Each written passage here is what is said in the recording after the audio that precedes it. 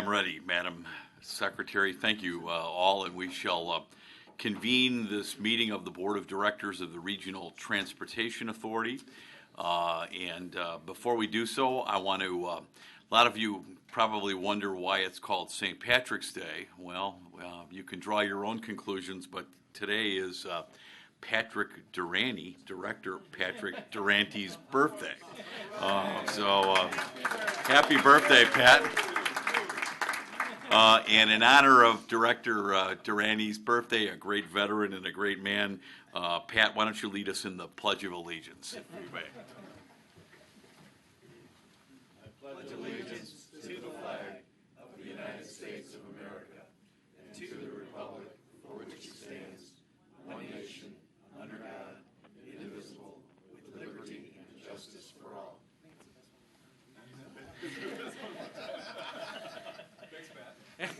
Thanks for reminding me. Yeah, we won't ask how old he is.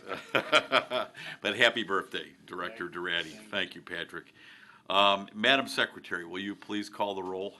Certainly. Director Anderson? Director Buchanan? Director Colson? Here. Director DeWitt? Here. Director Durante? Here. Director Frega? Here. Director Fuentes? Here. Director Hobson? Here. Director Lewis? Here. Director McGallis? Here. Director Melvin? Here. Director Payne? Here. Director Ross? Here. Director Totten? Here. Director Troiani? Here. Chairman Dillard? Here. We have a quorum of 14 present with 2 absent. Great, thank you, and thank you, everybody, and happy St. Patrick's Day. The first item for approval is the minutes of the meetings held on January 21st of 2016. Are there any questions or comments? I know you've all seen them, been sent it. If not, Director Totten moves that we approve it, seconded by Director Ross. All those in fact, let's take a roll call, Audrey. That way we'll have a baseline roll call should we need it throughout the day. Can okay. you? Director Colson? Yes. Director DeWitt? Yes. Director Durante? Yes. Director Frega? Yes. Director Fuentes? Yes. Director Hobson? Yes. Director Lewis? Yes. Director McGallis? Yes. Director Melvin? Yes. Director Payne? Yes. Director Ross? Yes. Director Totten? Yes. Director Troiani? Yes. Chairman Dillard? Yes. 14 ayes and 2 absent. Thank you, and our minutes will be so approved. The next item is the public comment section for today. We have no scheduled speakers. Before we move on to the Executive Director's report, I want to congratulate our own Executive Director, Leanne Redden, who was selected by a national group.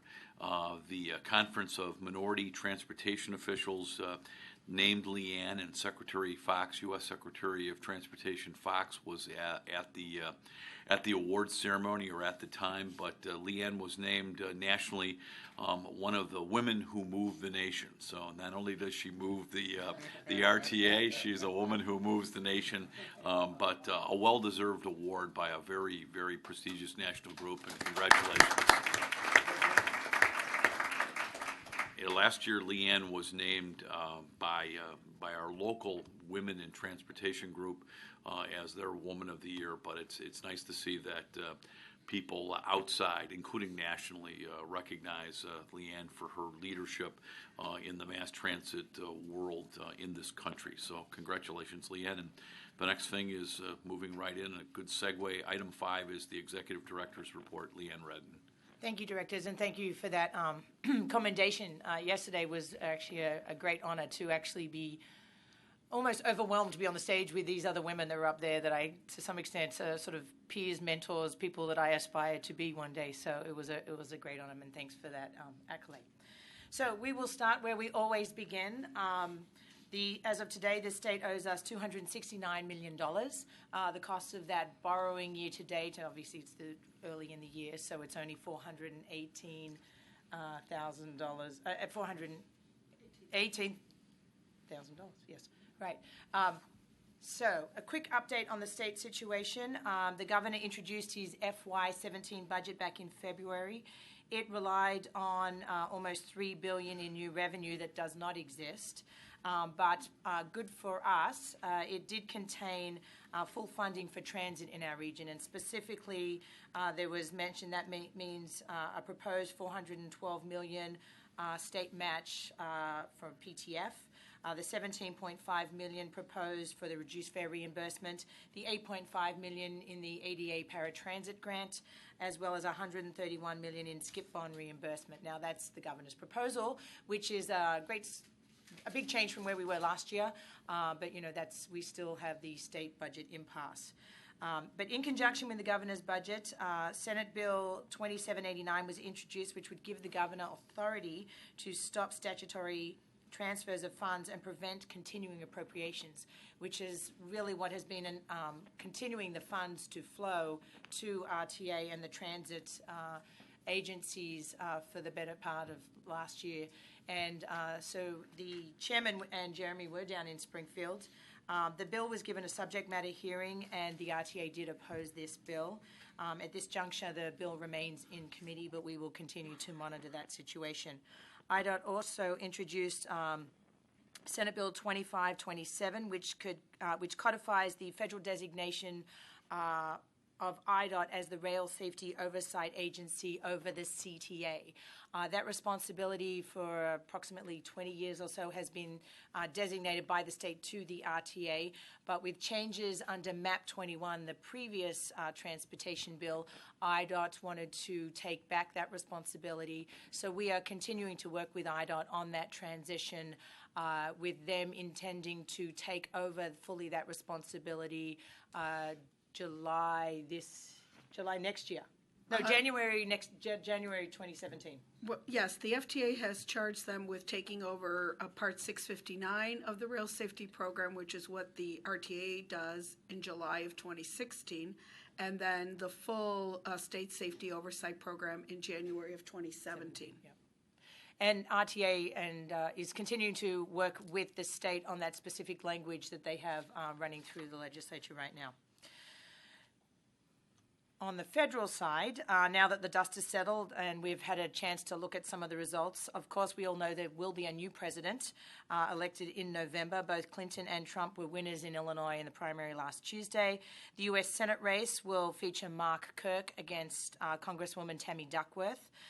This is being characterized as a challenging and contentious race that we'll continue to see through the next few months.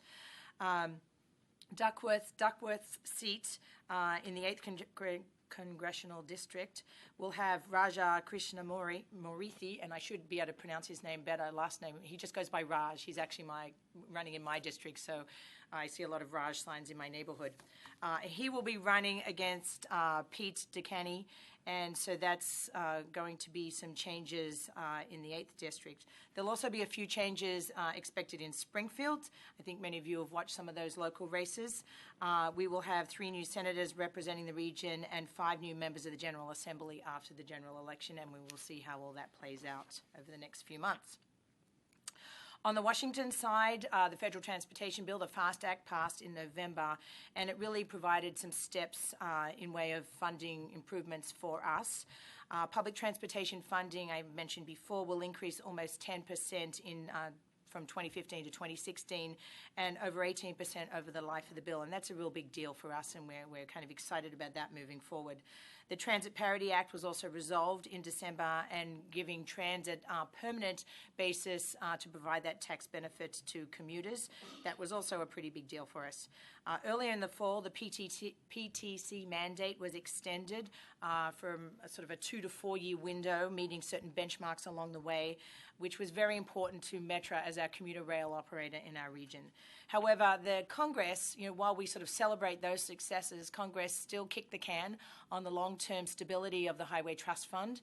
And so while it might seem that we just passed the transportation bill, we are already starting to work on the next transportation bill and some of these longer-term issues. Along the way, though, we are continuing to look at more immediate issues of working with our representation in Washington with Smith, Dawson, and Andrews. We drafted an appropriations letter targeting specific federal programs for increased funding focused on sort of our capital investment in our region, and specifically Tiger grants, as well as monies to be able to tap for the Amtrak and the Union Station improvements. We also want to ensure that our delegation was on board with supporting the new programs in the bill that are important to us for maintaining our system, but also growing it in some aspects across our region. DOT is releasing many rules and regulations over the next throughout this year, and we need to make sure we stay on top of that. So it's important that we maintain a federal presence and engagement with what's coming out of Washington, even though sort of the big milestone of the federal bill has passed. There's also $199 million in that federal bill for PTC, which Metra and our region will absolutely be going aggressively after to try to support some of those improvements that they are mandated to provide.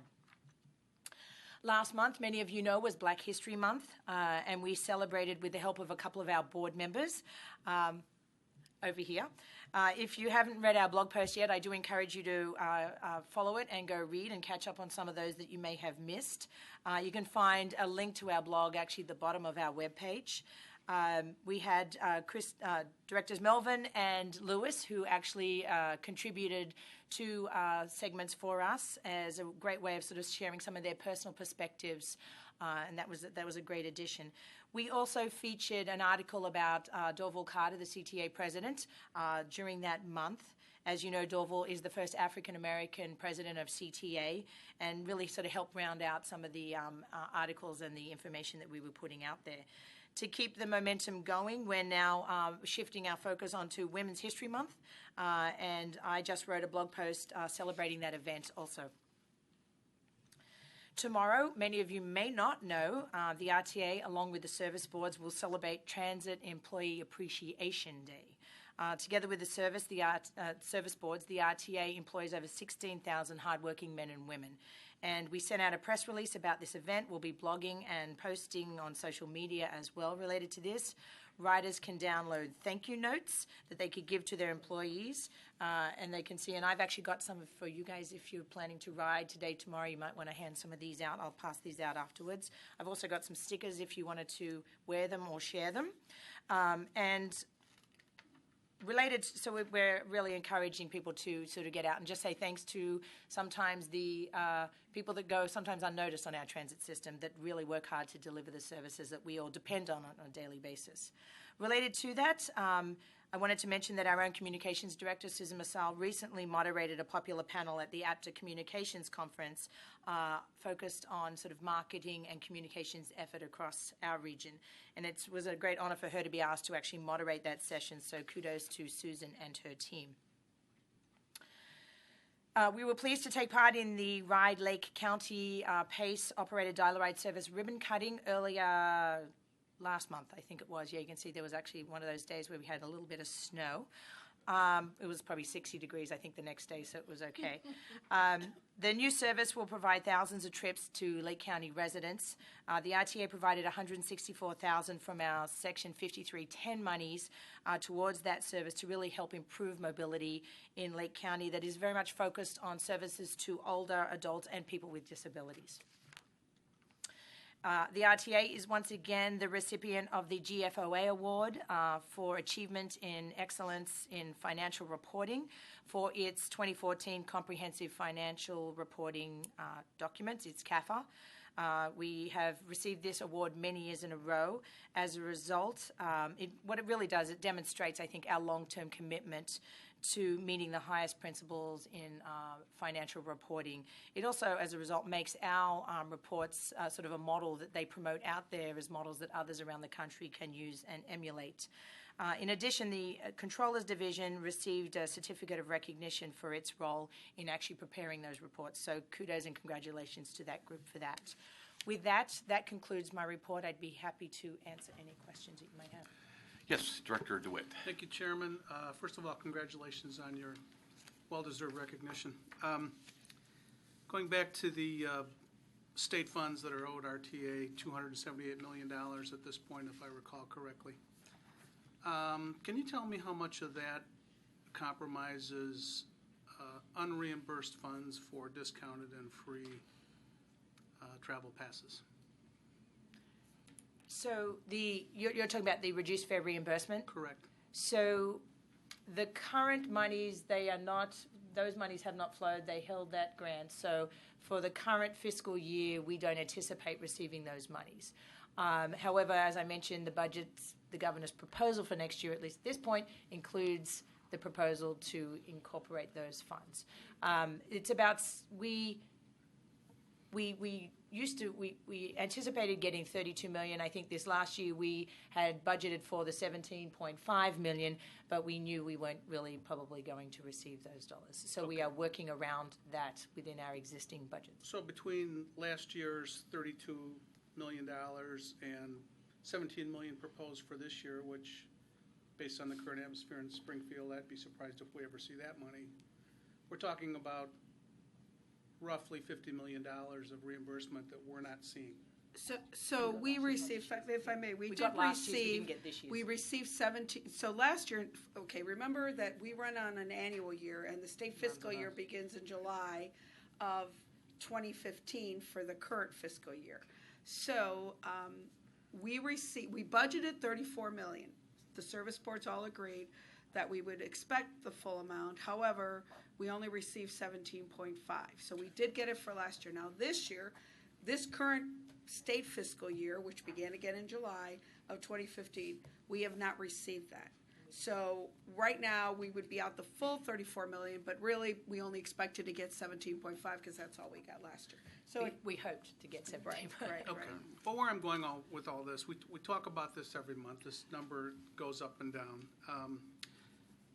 At what point does the RTA and the various service boards, at what point are we obligated to continue to provide free and discounted passes for travel on all of these systems, if in fact we're not being reimbursed by the state?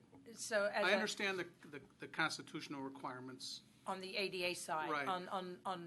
there's federal rules that require that we have to maintain a reduced fare program for elderly and people with disabilities. So that the state mandated free ride program would be the element in question, I guess, if Correct. you will. But we would always have to at least provide a reduced fare program for elderly, people over 65, and people with disabilities. Okay, so I'll rephrase the question.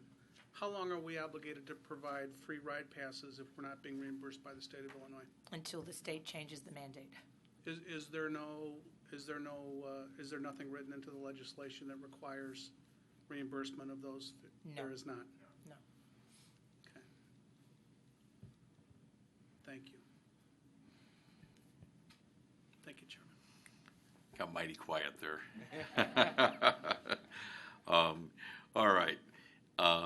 Thank you. Any other questions? Yes, Director Ross. What is the practical impact for the RTA of the transfer of the rail oversight to IDOT? What does it mean in terms of our staffing, et cetera? So this has been sort of in the works for the better part of a year plus, so it's not a new topic for us. We currently just have one person on staff who is responsible for providing that oversight, and when we have to do inspections, reviews, and triennials, those kinds of things, we also rely on consultant support. So we're fairly lean in that space at the RTA standpoint. We have been working on transitioning and we will be moving that person's functions into regular other responsibilities at the RTA. And we've already actually structurally made some of those changes to incorporate that, as we've had some other staff transition.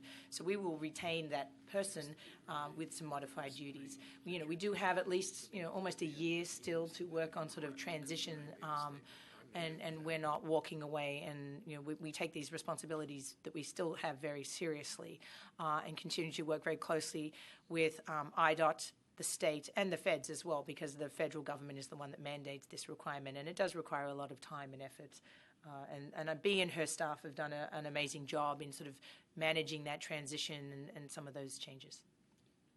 I would also like to note that we used to have 2.5 FTEs working in the rail safety area, so we're down to one, given that we're moving towards this transition. And this person has actually been promoted to be a manager of the project management office, so they already have only about 50% of their duties devoted to rail safety oversight, given though that we are relying on contractors, existing contracts, and that it is supposed to transition to IDOT beginning in July of 2016. B, the report that Lynn mentioned prompted me to recall, we went through the budget certification process, and we talked about the fact that the state budget would impact the service agencies' budgets. At what point in time would we expect that they might come back if the budget's not approved to really talk more about what they might do? Because I think the chairman basically asked if they could operate within a reduced budget, but when is that drop dead date? We really don't have a drop dead date. I mean, certainly it's a fluid situation. Anything could change. But right now, they're operating based on the funding allocations that we provided them and this board approved last August. Should those funding allocations change, either by a budget being passed or some other type of notification, we would come before this board to present an amended budget that would now reflect, whatever the new reality is. So we'll be watching very closely. As you can see, they're all keeping their expenses very much in check.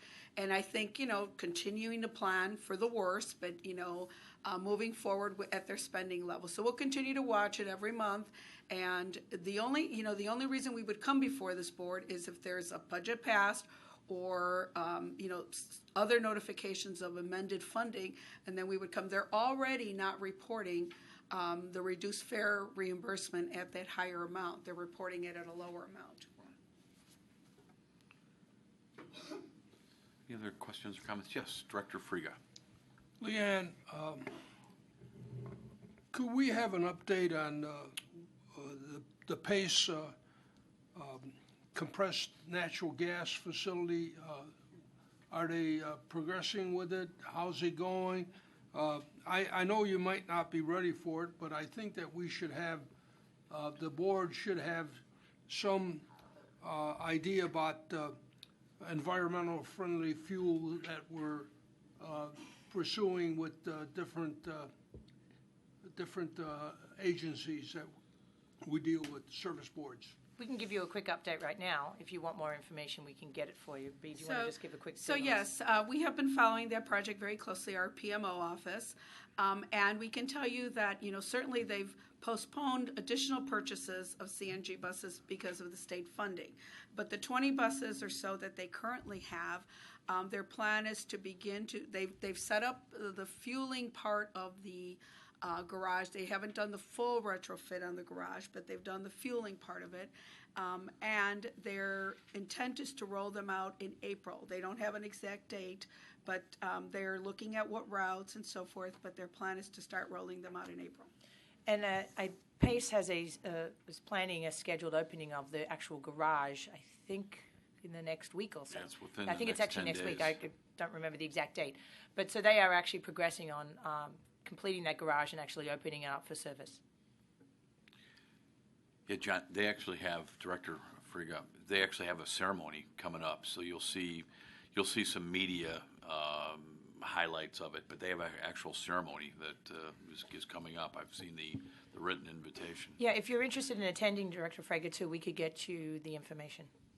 I'm sure they'd love to have you. So if you want to go down, it's in Markham, and they'd love to have you, Director. I'll try to make it. Yeah. Thank you. Leanne, will you get that to Director Friga, please? Absolutely. We'll get it to you before you leave. I think Audrey even has a hard copy. It is March 29th. That's when it's scheduled Yeah, for. no, Pace would be ecstatic to have any member of the board go down to Markham for this event. Sounds great. I just want to accentuate one thing that Leanne covered in her report. Transit parity. That is a huge victory for transit riders nationally. It worked out quite well. And if you have an employer that lets you participate in that program, essentially you ride our transportation for a third of the year for free. That's what that tax break is worth to you in pre-tax dollars. So for many folks, a third of the year is free on mass transit. And one of the key, and Jim Smith is here, but one of the key things that in the end help push that over is it also benefits employers. Employers get a payroll or they get a tax benefit So not only does it help our riders, it helps employers who employ folks who ride mass transit.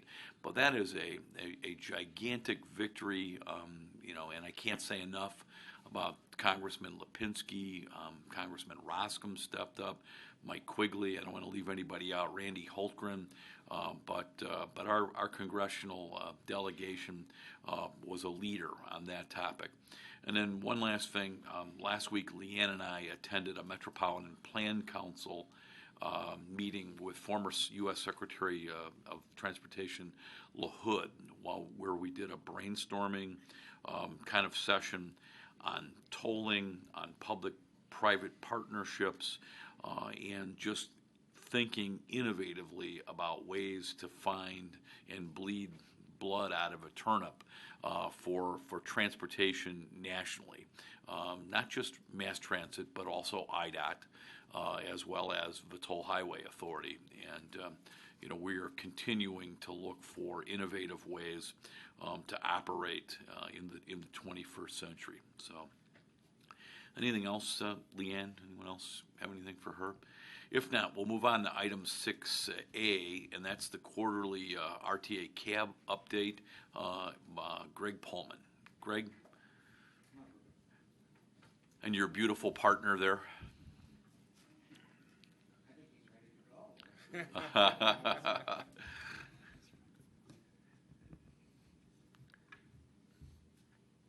What's your partner's name again? His name is Ruben. Ruben. He is an awesome, awesome creature. He thinks so too. I don't know when you've been on, if any of you have been on the rail and CTA. They had a courtesy campaign that they put into place just a few months back. And Ruben and I are part of the courtesy campaign, so you'll see his photograph all over the rail cars. So, anyway, good morning, Chairman Diller, directors, members of the RTA staff, and members of the public. I'm here to report on or give a brief overview of the RTA Transit Access and Citizens Advisory Board.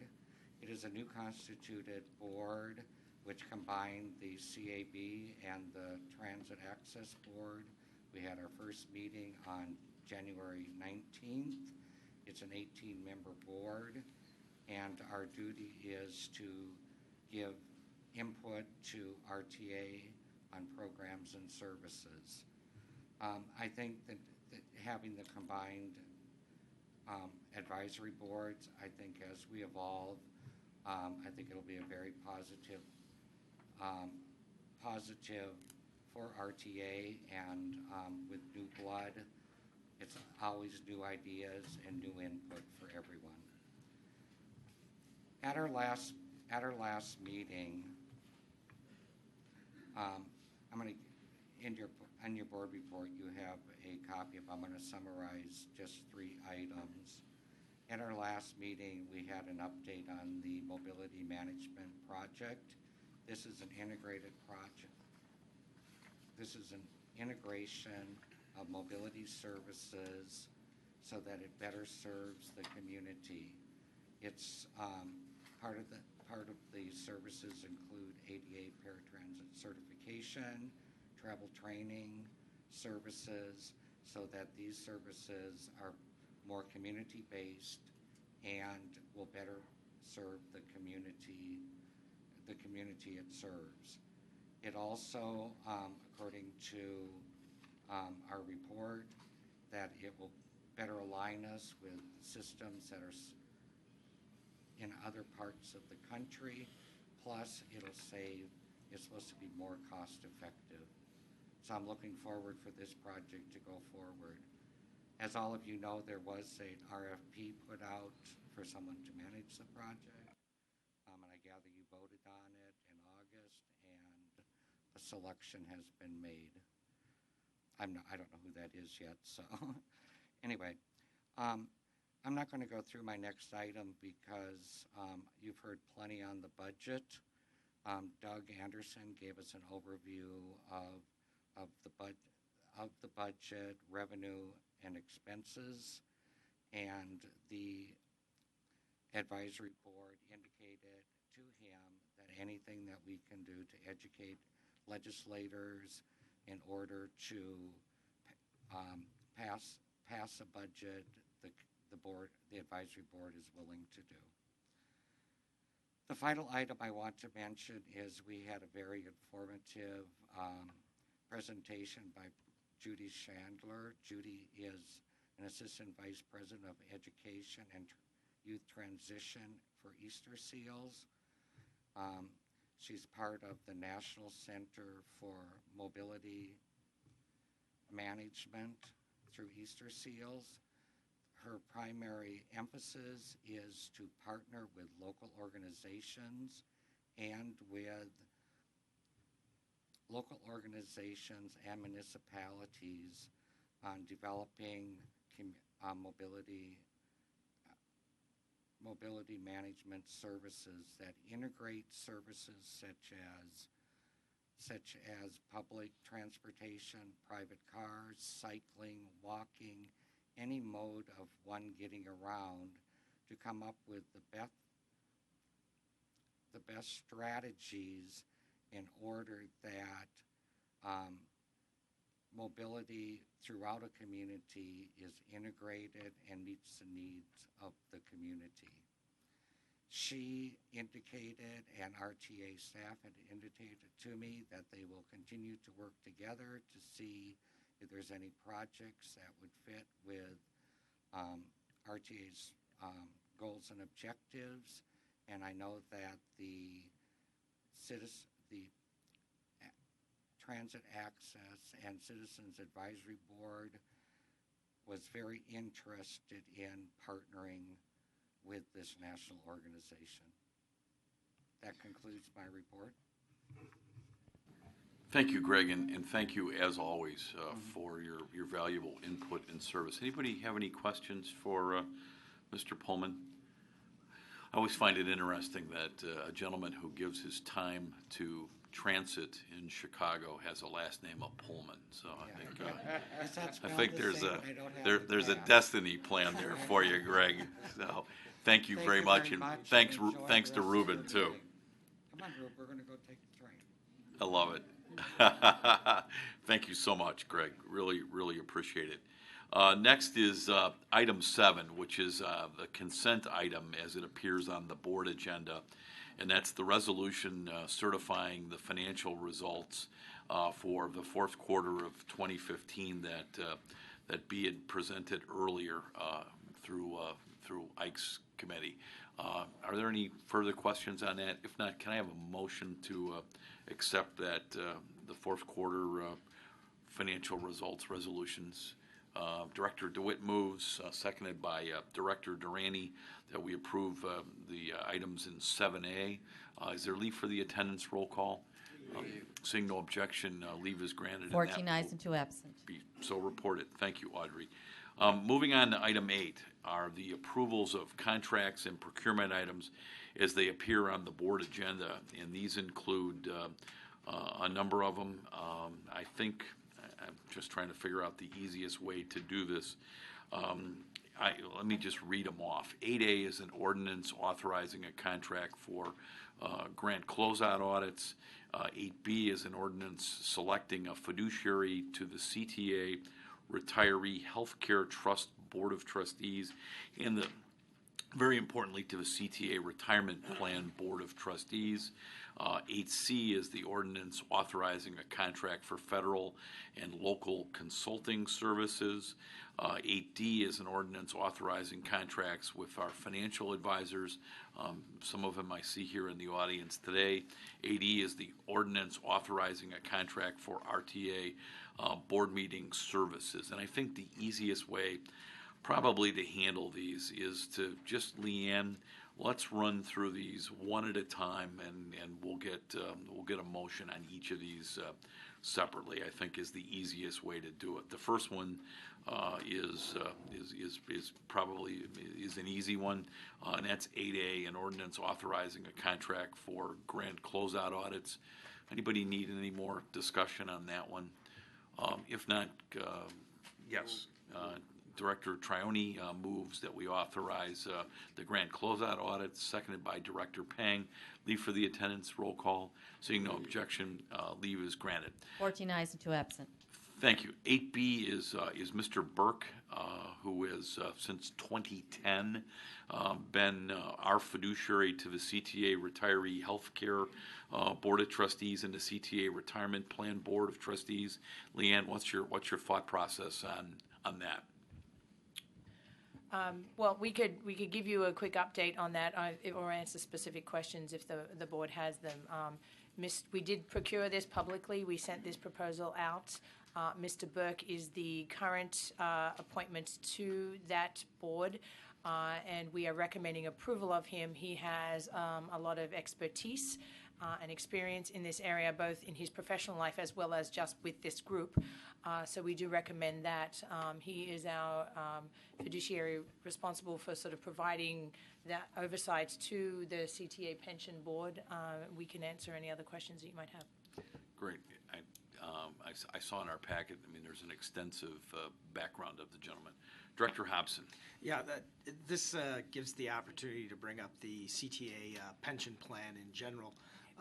The Sun-Times ran a 3-day front page issue talking about the largesse of the CTA pension plan. And in fact, they reached out to Chairman Dillard for comment, and such that I think the general public's view, and certainly the press's view, is that the RTA has oversight and has responsibility. While I realize that our ability and our capability to reach into the CTA pension plan is limited, I still think it's worth us discussing what controls we can put in place to ensure that this type of grandiose pension plans doesn't reoccur, and can Mr. Burke help us in those efforts as well? Director Colson. Yeah, now I share those concerns. According to the articles that came from the BGA, actually, there were a lot of discretionary calls the board made that inflated some of the pensions, supposedly, according to the BGA. So I am concerned about the board, and it seems to me, there are 11 members of this retirement board, and we appoint one of them. Is that right? Yes. Well, why are we paying them $40,000 a year then? Shouldn't the plan be paying their own trustees? I don't understand that. He represents our interests. Not directly, but he is our appointee. Okay, well, I'm concerned about the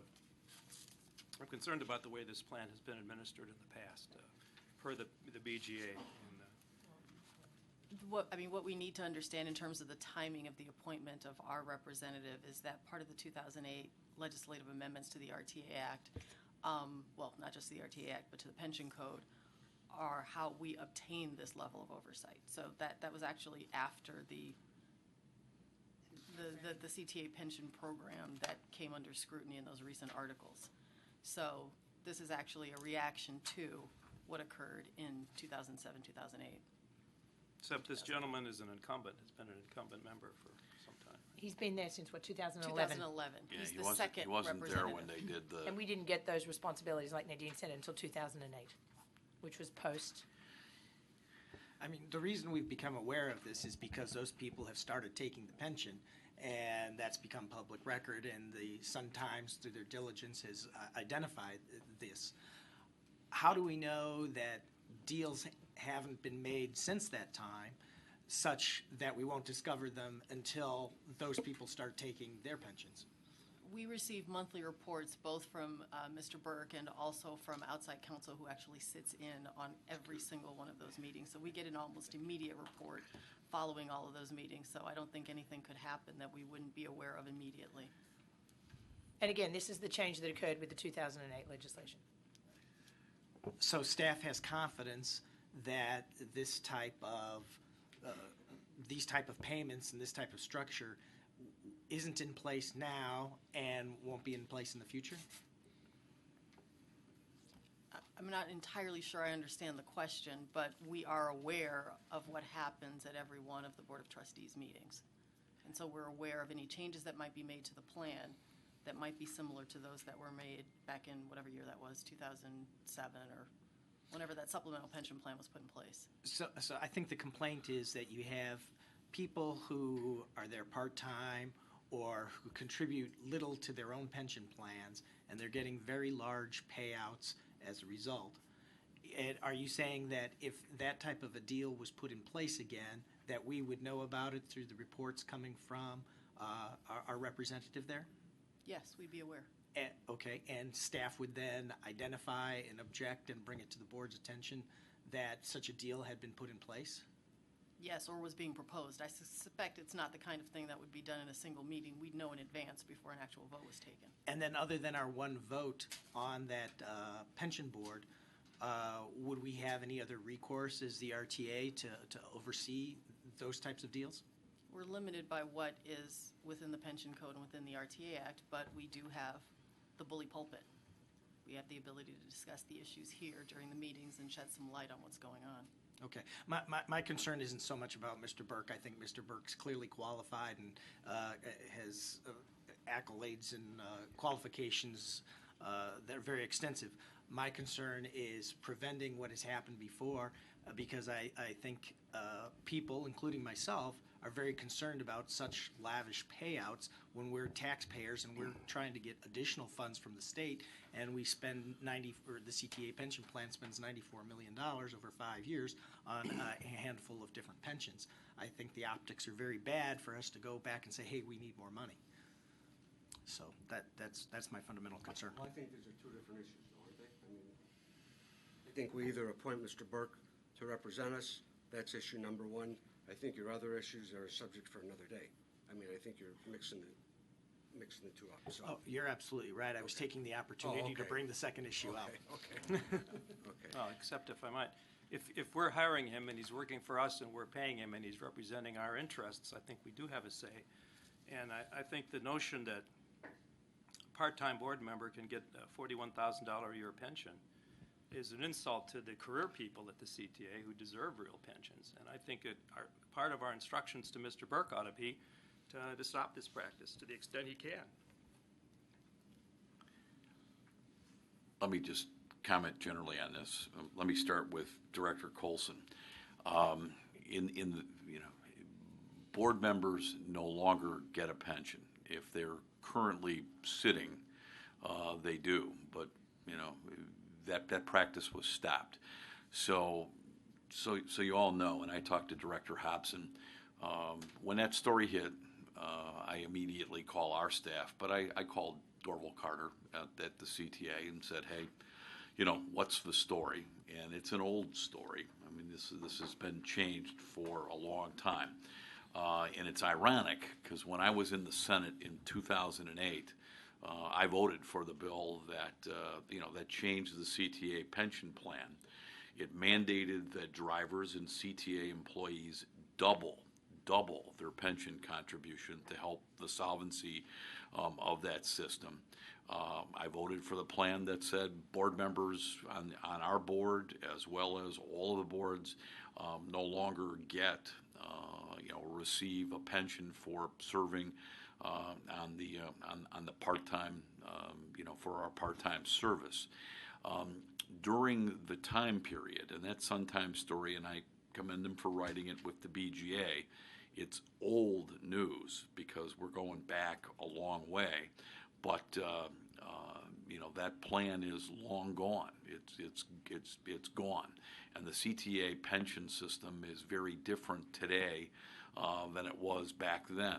And if the CTA is going to take its lumps, I at least give the CTA credit that they don't have and never have had unsustainable compounded interest on their cost of living adjustments in their pension plans, like the state of Illinois does, and some other boards that are around there. But that system that the CTA was written about in the Sun-Times is no longer in place. Board members no longer get pensions, and hopefully they have learned their lesson. Pensions today, as we sit here in 2016, are on the front burner of everybody's financial wherewithal or on our platter.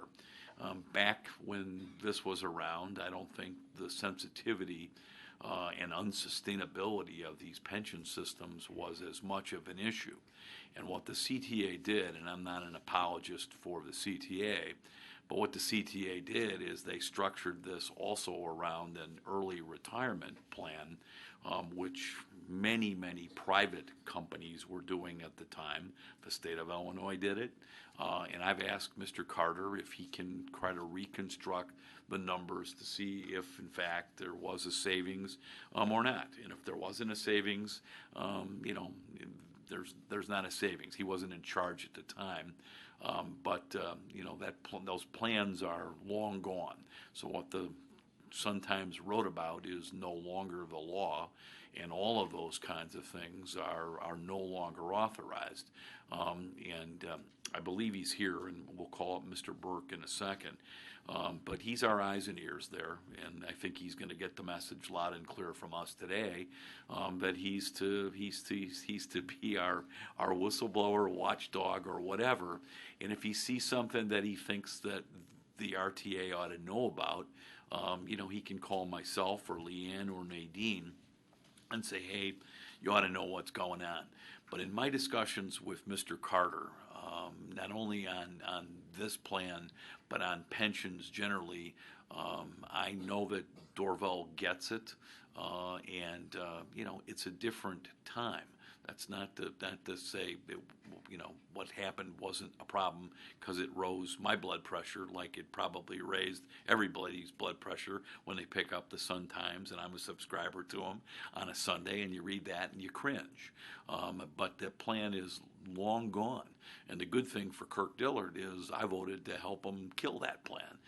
So at least I was attuned to it long before the Sun-Times was, that this was a real problem, and we changed their pension plan. And hopefully these kinds of shenanigans, or whatever you want to call them, if that's your viewpoint, will never take place again. So with that, Mr. Burke, are you back there?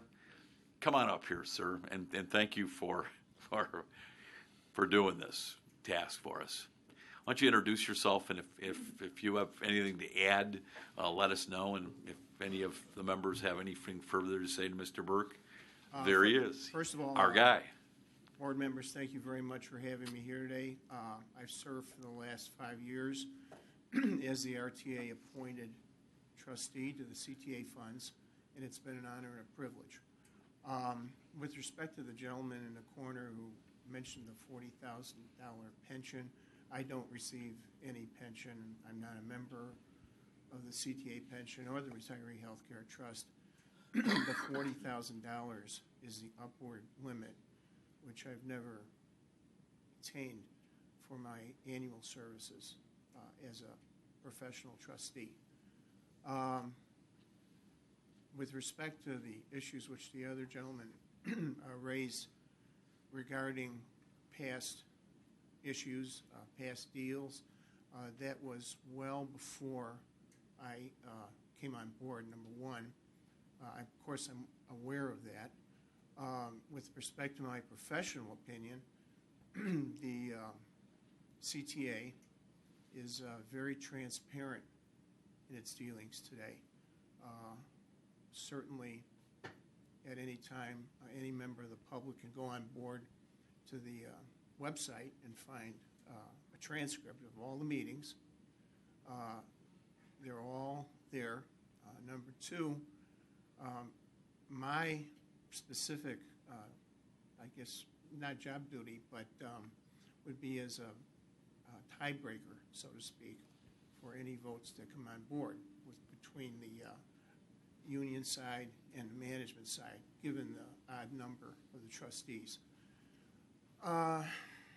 So that's basically my comments regarding some of the issues. Any other, I guess, just like the RTA has changed over more than a decade, it is a new day at the CTA, but be vigilant, let us know what's going on. And I commend the BGA and the Sun-Times for doing their job, which is to heighten and not only public sensitivity and being the watchdog, but it heightens our sensitivity and we pass it on to you. And but everyone should know that their stories, with all due respect to the people that put in a lot of time to write those articles, it's old news because we took it upon ourselves in 2008 to end those practices. Yes, Blake. Mr. Chairman, yes. I know that the board members certainly don't get pensions anymore, but in the Sun-Times stories, there were certainly also complaints about some of the top executives at the CTA getting very lavish pensions as well. What I'm most concerned about is as we move forward, I want to learn from history and not repeat the same mistakes, and I want to make sure that us as a body, the RTA as an oversight body, has tools to ensure that it doesn't happen again, because if it does happen again, we'll catch a fair share of the blame. So that's why I want to ensure that we have in place a mechanism where Mr. Burke will report back to the RTA and say, hey, this is going on, and you certainly can use your bully pulpit, which I know you're not afraid to use, to put pressure on the CTA to prevent that kind of abuse again. No, thank you. And I want to continue to monitor our oversight there. We really had no input before the 2008 Act, or we didn't have the input that we have today. I mean, Director Colson's point that we have one of 11, that's a very good point. And if we need to come back and revisit the oversight, hopefully they will give us no reason to ever have to do that. But I won't shy away from saying, hey, we want more authority here. But it is a different day, including public transparency as to what goes on there. And I just hope everyone in Illinois today is very heightened to the sensitivity of we have an unsustainable public pension system. And to their credit, the CTA, and actually led by Jim Riley of the RTA, who was one of my predecessors. Without Jim Riley, I don't think they passed the 2008 legislation in Springfield. They took it upon themselves to actually change their pension system, which is something that most local governments in the state of Illinois only wish they could do. Thank you all very much. Mr. Burke, thank you, sir. Thank you. Stay in touch. Thank you. It's a pleasure. Thank you. And we will. To that point, we do report every month to the RTA through Fund Council, who I work with very closely. And to reiterate, I think there's a tremendous amount of transparency on the management of that board. But thank you. Great. Thank you all very much. So what we need now, Director Trione moves that we approve 8B, which is the authorization for Mr. Burke to be our representative to those two different boards. Is there a second on that? Seconded by Director Melvin. Is there leave for the attendance roll call on that? Following the extensive discussion. Seeing no objection, leave is granted. 14 ayes and 2 absent. Thank you. 8C, an ordinance authorizing a contract for federal and local consulting services. There were extensive details of both, as well as success stories in your packet, but Leanne or Jeremy want to chime in? Sure, I'll just give you a quick overview. On the federal side, the contract that we had in the past ended in February, as we'd reported to the board, and at that time I'd also highlighted the fact that we would be taking a look at how we were advancing in the future for our federal efforts. We accomplished a great deal of success over that period of time with that previous contract, and that was not just the passing of those bills, but many of you might forget that we actually, and Jim Smith, and Smith, Dawson, and Andrews were really integral with us in getting the Public Transportation Caucus, not the coalition, the caucus, led by Congressman Lipinski and co-chaired by Republican Congresswoman Comstock, to get that actually established, which has really created a go-to forum for us at the congressional level to make sure public transportation has a seat at the table and has a strong voice in the broader transportation conversations. So what we are proposing to do here is we've essentially sort of ended the last contract. We are looking to contract directly with Smith, Dawson, and Andrews going forward for the next 3 years on a significantly reduced contract, because we still know we need a federal presence in Washington. I highlighted some of that in my executive director report, but it is important that we are there to address, appropriations, rules, regulations that are coming out, and they're on the street and in the halls of Congress on a daily basis. We can't always be there, but also to build upon the success that we've had regionally. The other point to highlight is that this region, sometimes people think that there's lots of lobbyists out there. There are lots of lobbyists out there. But for our representing transit, CTA and PACE have no federal lobbyist. So Smith, Dawson, and Andrews, led by Jim Smith, actually really do lead that charge for us in our region. Metra, though, does retain a federal lobbyist, but we have to remember, too, Metra is responsible for all the FRA, Federal Railroad Administration, rules, regulations, and issues. It's a whole separate agency that we don't really engage directly with. With that being said, so that's a lot of Metra's focus. With that being said, what it sort of paints a picture of is us working collaboratively together, not tripping over each other, and not doing double duty. So these are monies well spent from my perspective, and I hope you agree. So we're looking to move forward with a 3-year contract with Smith, Dawson, and Andrews. That gives us kind of a 3-year outlook, and then that sort of lines up nicely with sort of potentially another ramp up towards the end of the current transportation bill, and gives us some ability to sort of retool and refocus. The other piece on the agenda under this item is going from the federal right down to the local is another contract with Andy Plummer.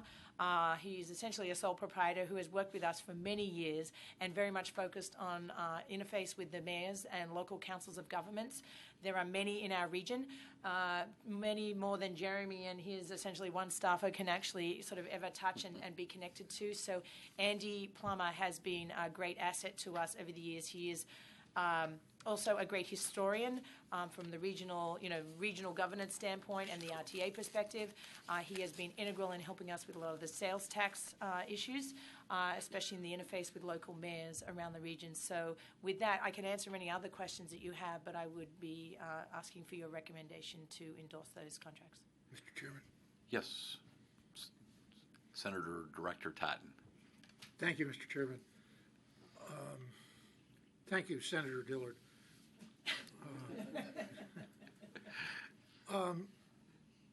How much less is this contract than the prior one? Significantly. Over the past, the previous contract of 4 years, we spent about on average about $400,000 a year. This whole contract with Smith, Dawson, and Andrews for 3 years is totaling up to $500,000. 500 and what's the number? So that was $1.6 million? 7,000. Yes, it was just shy of $1.6 million over the course. So it's significantly reduced contract, and much more specifically focused on just RTA and our region and our transit issues in Washington, pulling back a lot from the broader campaign issues that we had been working on previous years. When we were first presented with this contract 4 years ago or 3 years ago, I think I remember that the first time it came up, we didn't pass, it was defeated. And then the proposal came back as being a cost-sharing proposal, and that a lot of these municipalities and other transportation groups would participate financially in the cost, which made the $1.6 million look maybe not as awesome as it was when we first passed it. But to my understanding, nothing ever happened. Correct. And we've reported to the board on an annual basis that that was discussed at that time, and we reported back that partners around the region, and as I said, we're pulling back from sort of that partner campaign approach. We're just focusing on us in our region now going forward. But that partner and campaign approach, the partners that we talked to around the region were also spending their own monies, in some cases in excess of what we were even spending, for their own federal support to sort of back them from a local standpoint. So these were sort of efforts that were talked about at the time, but we told the board that there was no interest by others to actually reimburse or contribute to that cost. Is that still an effort? No. No? And it has not been for many years. Okay. Is this the only federal lobbyist we have? Yes. It is? Yes. Okay. And as I said, they represent not just us, but PACE and METRA as well, the region as a whole, but all four of us, PACE, METRA, and CTA. METRA does have, as I said, one of its own federal lobbyists, but because they also have a lot of Federal Railroad Administration responsibilities, a lot of the work that they do ends up focusing in that area, so we're not doing double duty. Okay, so we're spending $525,000 for the next 3 years on federal. 507, yes, Yeah. on federal. Also included in this is the state one with Plummer. Yes. We have other state lobbyists, do we Yes. not? Yes, and their contracts usually expire July, which is usually timed because of the state legislative session. So those, again, come back to you every year, and they will come back to the board this summer. Do you know how much that total is? About $250. Right. I think Director it's Totten somewhere. and Leanne, but Mr. Plummer he's local. He does local. He Right. does He's focus on not the mayors and the he's not councils of state government. senator or Don. He's local. He's the local municipalities, county. We have three layers. We have Jim Smith, federal. We got Springfield. Andy does the local stuff, and then we have the Springfield In the middle. crowd. Yes. Okay, so total federal, state, and local is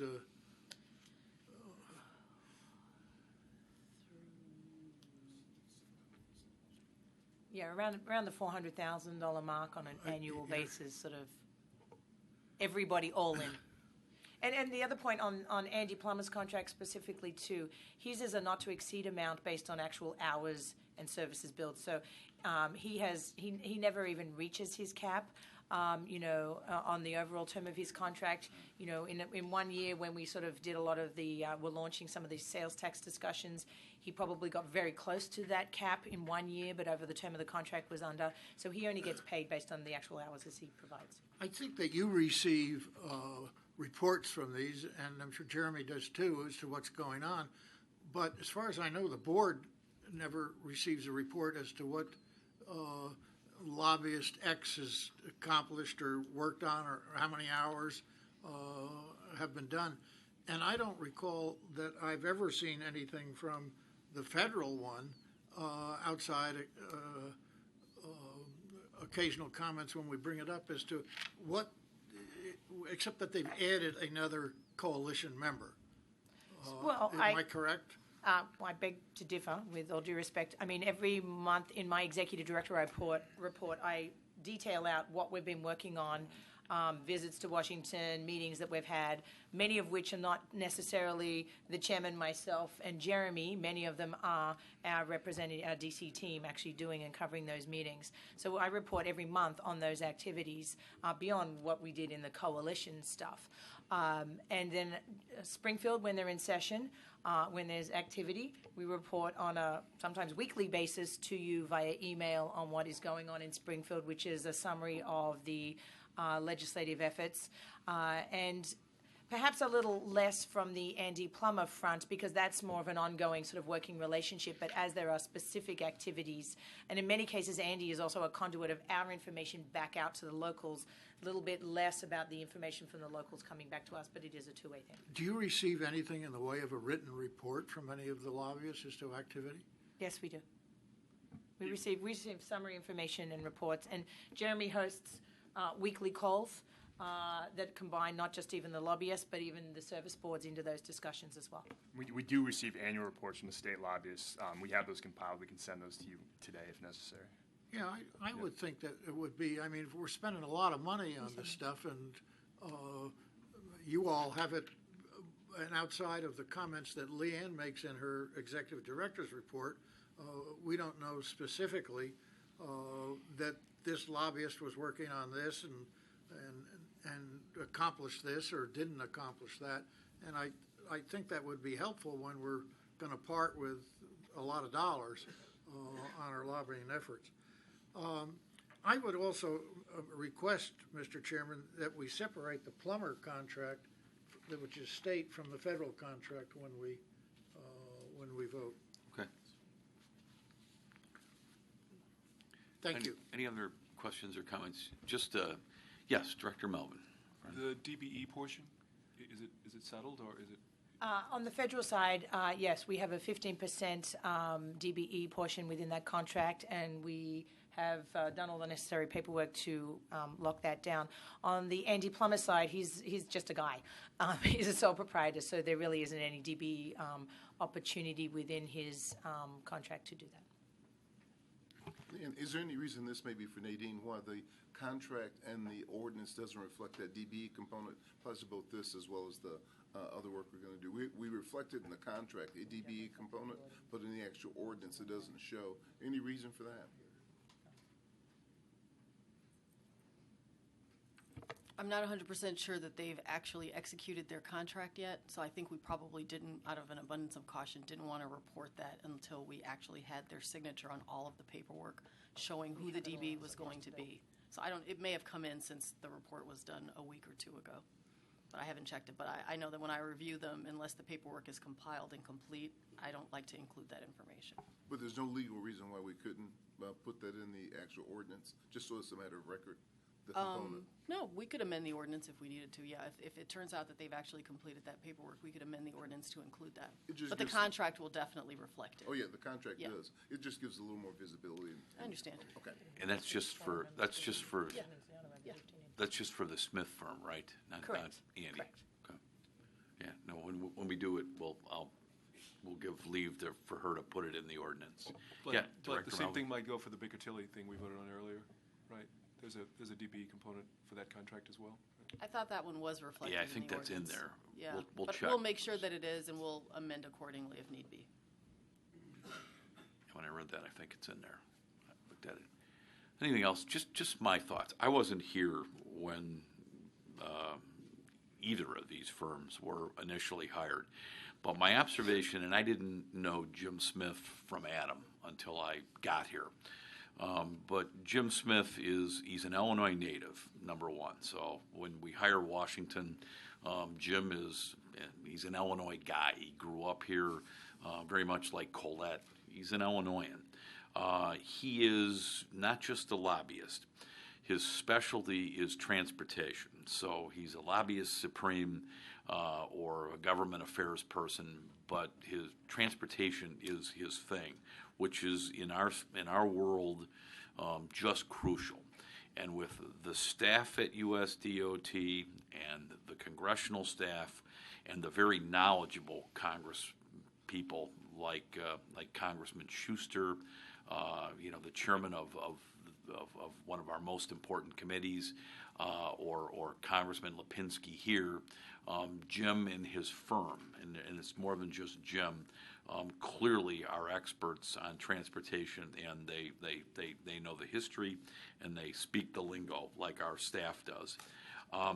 Jim, Director Totten, I'll email him all the time, and he gets back to me within a half an hour. And he always seems to have the answer. So, there's a lot of traffic that goes back and forth between he and I. We have a federal highway, or we've had a federal bill, not nearly good enough, big enough, but it gives us stability. And I will tell you, Jim Smith was the leader, I believe, working with our delegation on transit parity, which more than pays for his contract a zillion times over. So I've been nothing but impressed with Mr. Smith.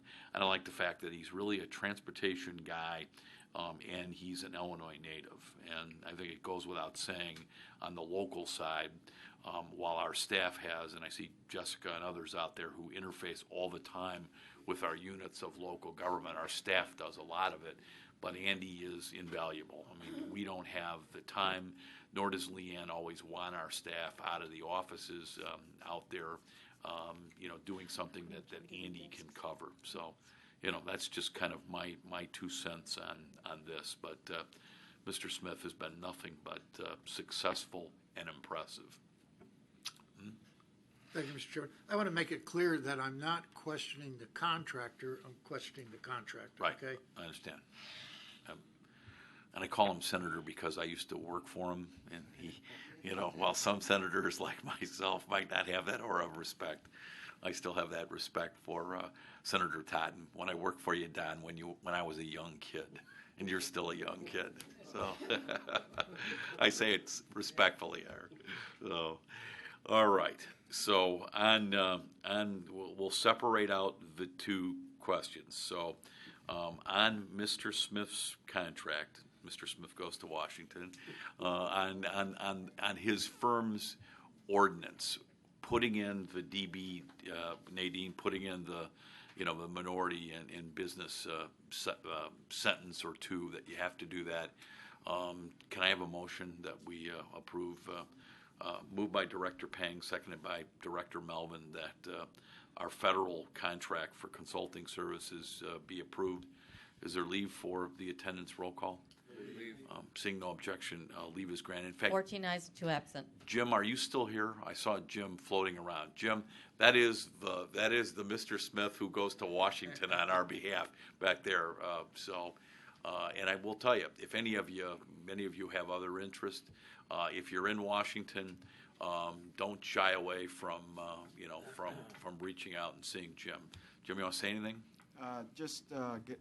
Good morning, everyone, and thank you, Mr. Chairman, for your kind remarks. And to the directors, I would just assure you that there is plenty of reporting that goes on between Smith, Dawson, and Andrews and the board. And as the chairman knows, I'm not afraid to reach out to him directly when I think we need a phone call into the right congressional office in D.C. And the same goes with the executive director. I want to say that it's been a privilege to represent the RTA. I think it's been a very productive relationship. We've accomplished a lot, but there's a lot more yet to do, and we hope to be a partner with you in the coming years. Thank you. Just to point out, Colette was here earlier. A national leader in what she does, and the classiness and professionalism of her reflects on us. It reflects on Nadine, but Jim Smith. And when you go to Washington with Jim, and you go anywhere and see anyone, and very importantly, Jim has a relationship with some of the most important members of Congress, whether it's Congressman Schuster from Pennsylvania, or he's had Mr. DeFazio, the Democrat leader on transportation issues, with Mr. Lipinski here from Illinois, both in Washington, as well as having these gentlemen come to Chicago. The respect that Jim has with the national transportation leaders is equally as important as our own outstanding congressional delegation. Thank you, Jim, very much. Thank you. Okay. We approve that, Audrey? Correct. Okay, good. All right. Moving on. Mr. Plummer's local contract. Can I have a motion on that? Motion by Mr. Trione, seconded by Director DeWitt. Is there leave for the attendance roll call on the local consulting services? Seeing no objection, leave is granted, and that one is approved. 14 ayes and 2 absent. Thank you. Next is an ordinance authorizing a host of our financial advisors. B, you want to say anything about our FAs, other than it's a pretty diverse group? As we've done in the past, 4 years ago, we come to the board to request approval for a pool of financial advisors.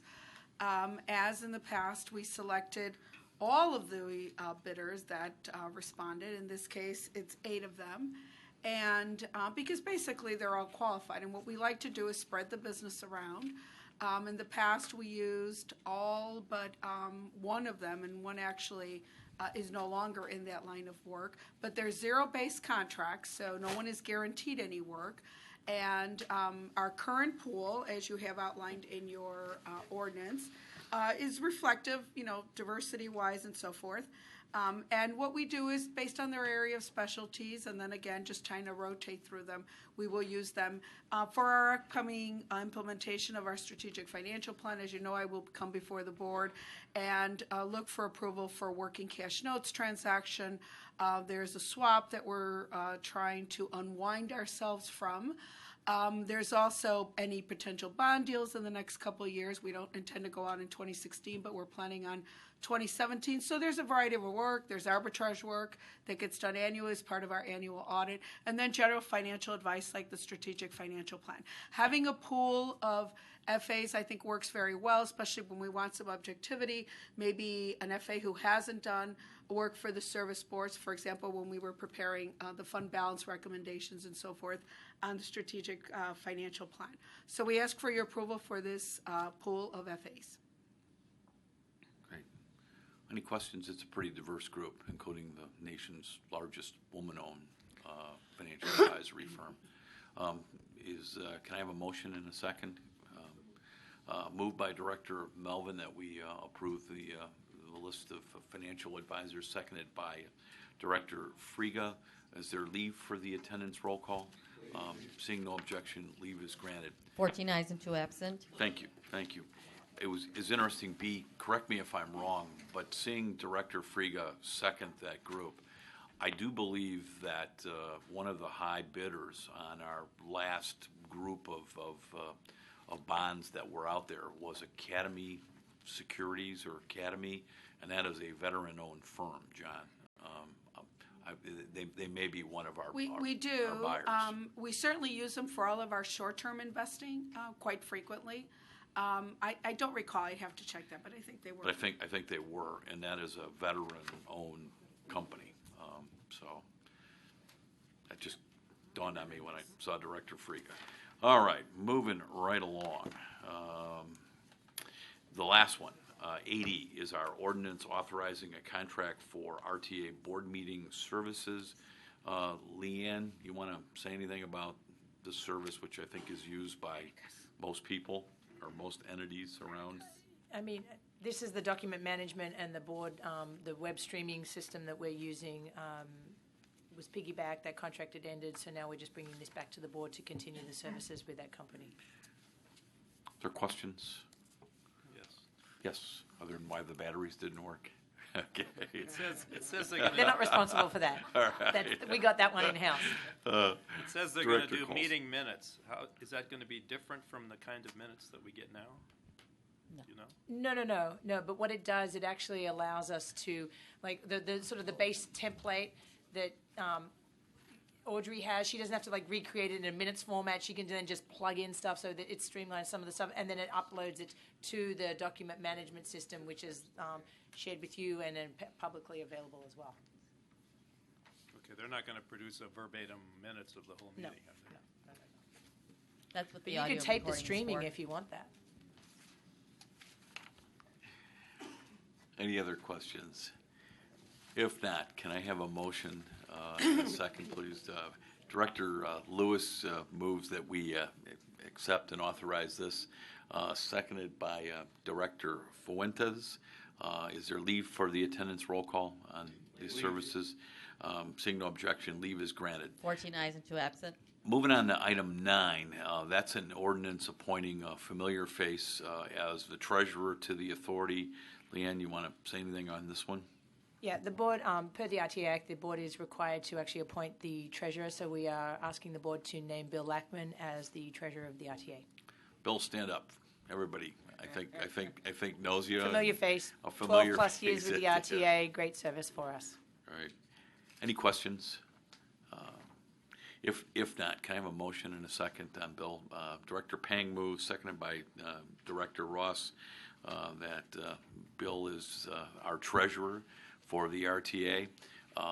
Seeing no objection to an attendance roll call, leave is granted, and that will be so reported 14 ayes and 2 Audrey, absent. thank you.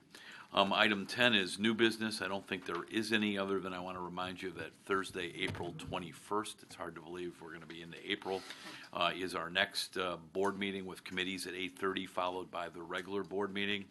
And then moving on, if there's no further business to come before the public portion of the board, I'll ask Nadine, our general counsel, to cite the exceptions why we're going to go into executive session across the hallway.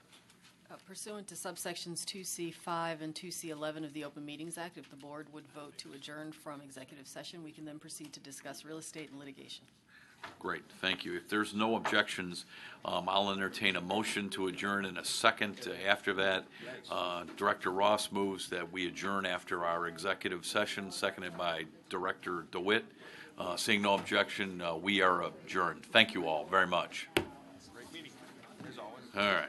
That was a